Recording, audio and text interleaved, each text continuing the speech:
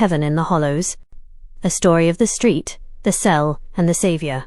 In the busy neighborhoods of the city, peace can feel hard to find, and everyday survival feels like the only thing that matters. The turning point, Keesha Vance wasn't looking to be anyone famous, she was just looking for a way to help her family. As a single mother with a sharp mind and a weary heart, she made some wrong choices trying to keep the lights on and her kids fed.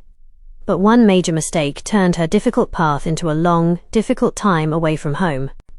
The wilderness. Sentenced to the Hollows, the state's most well-known women's facility, Keesha feels separated from her name, her family, and her joy.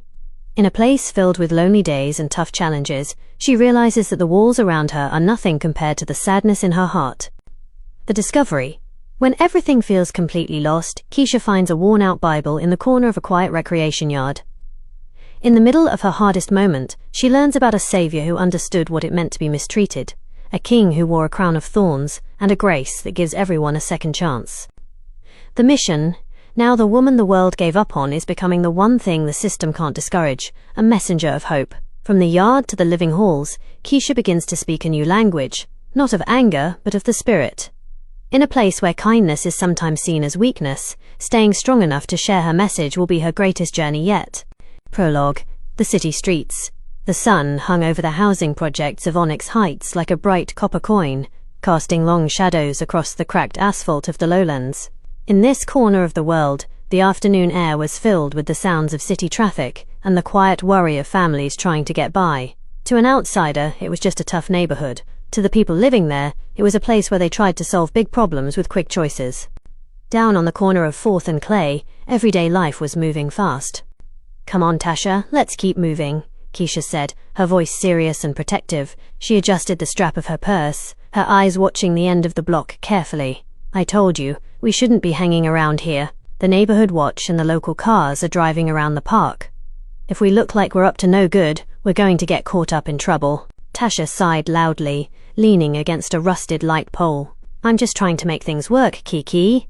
My lights flickered 3 times this morning, and the kids need new shoes for school. I know there are rules, but it feels like trouble is always waiting for us to make a mistake."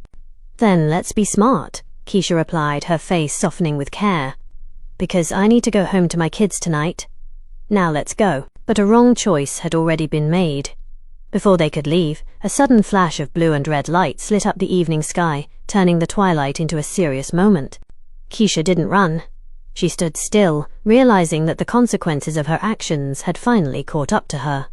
The difficult path she had chosen was coming to an end. Chapter 1. The Iron Gates. The ride to Blackwood facility was quiet and long. Keesha sat in the back of the transport vehicle, looking out the narrow window as the familiar streets of the lowlands faded into grey buildings and tall trees.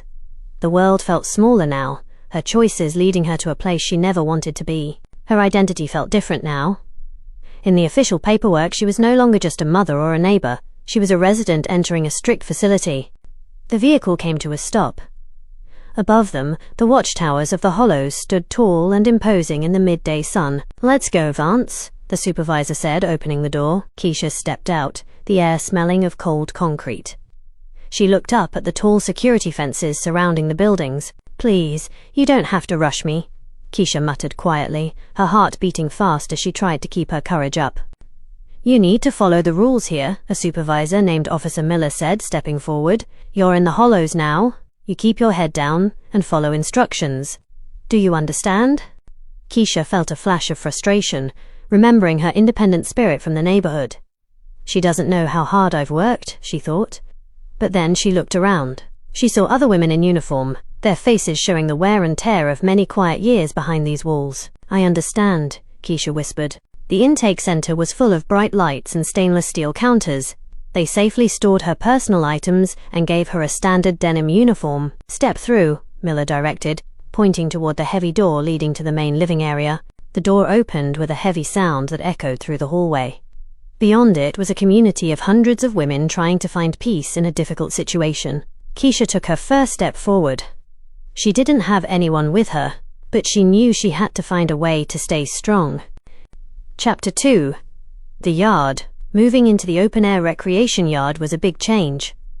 At Blackwood, the yard was where everyone gathered, and the social groups from the city reformed based on who was the strongest. Keesha stood by the tall fence, watching everything closely. The yard was noisy, with the sounds of basketballs bouncing on concrete and groups of people talking quietly. "Look at the newcomer," a sharp voice called out. Keesha looked over. Standing nearby was a tall, strong woman everyone called Big Mook. She was well known for being tough and ruling the yard with a strict attitude. "I'm talking to you," Mook said, stepping closer. "You're from the Heights, right? I know who you are. You think you're going to have an easy time in here? You think your friends from the old neighborhood can help you now?" Keesha felt her adrenaline rush, but she kept her voice calm and steady. "I'm not looking for a fight, Mook. I'm just trying to serve my time quietly. I don't want any trouble with you." "Trouble is how things work around here," Mook laughed coldly. "And those new shoes you were given look a little too nice." "Pass them over." "I'm not giving you anything," Keesha replied, standing her ground. With a sudden movement, Mook pushed Keesha, sending her tumbling onto the dusty ground. The crowd of onlookers gathered around, waiting to see a conflict. Mook stood over her. "Welcome to the Hollows. Don't forget who's in charge." As Mook and her group walked away, the facility supervisors monitored from a distance, making sure things stayed orderly. Keesha crawled toward the edge of the seating area, her hands brushing against the ground near the fence. Her fingers touched something wrapped in a worn black cover. She pulled it out from the dust. The lettering on the front was faded, but as she wiped away the dirt, she saw the words, "Holy Bible." She opened it to a page marked in red ink, and her eyes fell upon a verse. "I will give you a new heart and put a new spirit in you. I will remove from you your heart of stone and give you a heart of flesh." Keesha stared at the words. She didn't fully understand them yet, but for the first time in a very long time, her worried thoughts went quiet. She tucked the book safely into her jacket. She had entered the yard feeling defeated, but she had just found something that could truly help her change her life. Chapter 3. The Quiet Room. Keesha spent the next few days in a quiet reflection room after the disagreement in the yard. There were no distractions here, just time to think. She sat on the floor, looking at the worn Bible. The pages felt important, humming with a hope she was just beginning to discover. Her sharp mind began to read the ancient words carefully. "Are you really listening?" she whispered into the quiet room. "Because my whole life has been tough. I've seen my family struggle so much. Where was help then?" She turned the page and found a passage in the Gospel of John. "The light shines in the darkness, and the darkness has not overcome it." Keesha smiled faintly.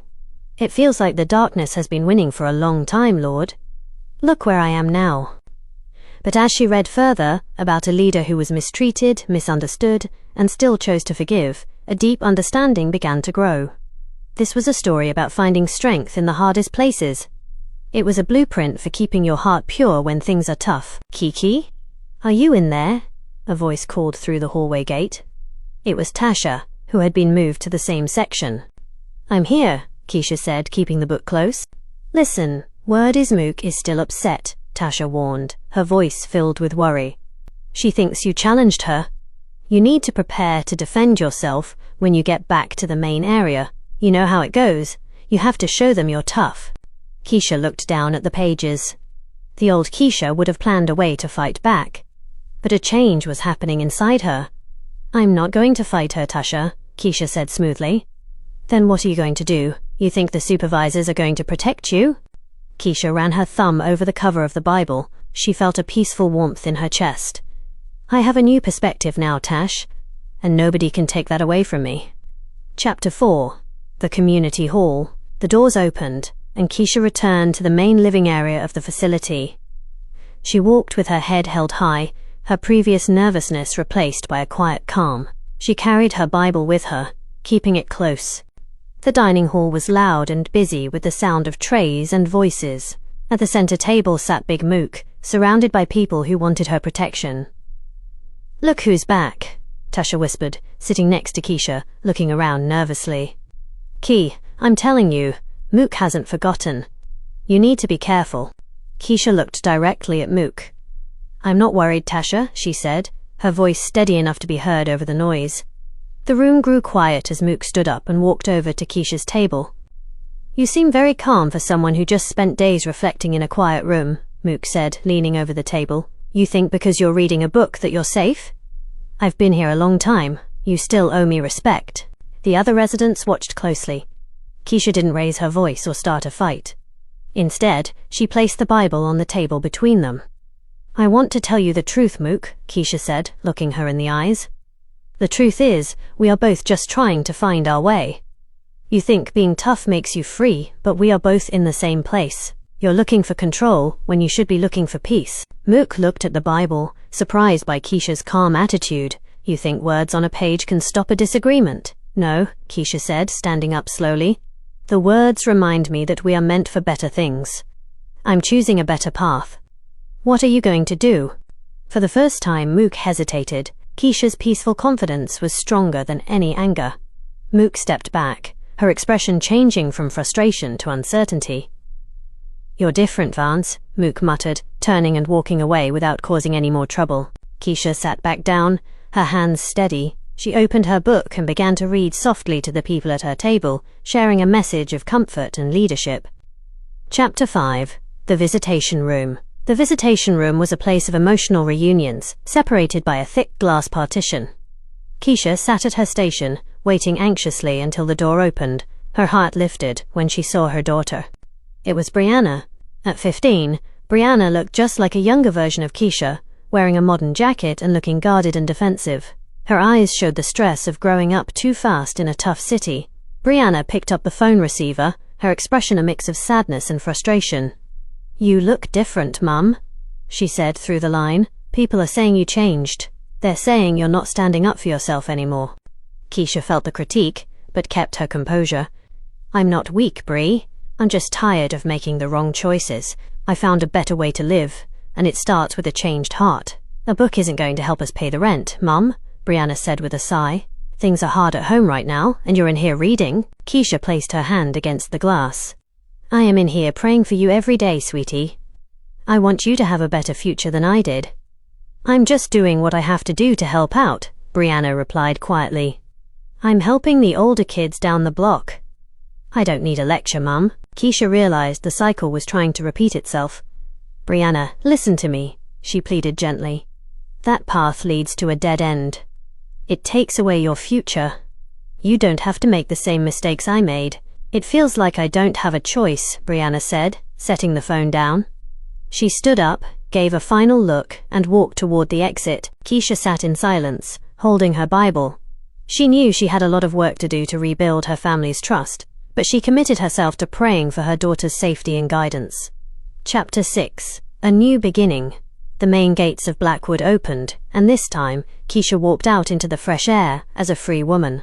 She stood on the side of the road with her small bag of belongings and her worn Bible. She had completed her time, but more importantly, she had completely transformed her outlook on life. "Mom?" A modest car pulled up to the curb. The window rolled down, and Keesha's face lit up with a brilliant smile. Brianna was driving. Her defensive look was gone, replaced by a hopeful smile. In the passenger seat, Keesha's youngest child waved happily. "Are you ready to come home, Mum?" Brianna asked. "I'm ready to start over, baby," Keesha said, getting into the car. "We have good work to do together." "The neighborhood is still tough, Mum. People are still making the same old mistakes." Keesha opened her Bible to a neatly marked page. "We aren't going back to the old ways. We're going to help people find a new direction." Instead of a story about struggle, Keesha's life was now a story about hope. A short time later, they stood together in front of a small, neatly painted community center in the heart of Onyx Heights. A sign above the door read, "The Hollow's Heaven, Community Outreach." As the sun set over the city, casting a beautiful golden light across the streets, a young neighborhood teenager stopped by the doorway, looking curious. "Are you the lady who helps people find a better path?" he asked quietly. Keesha smiled warmly, holding open the door and offering him a seat. "I'm someone who learned how to make better choices," she said kindly. "Come on in, young man. Let's talk about how you can build a great future."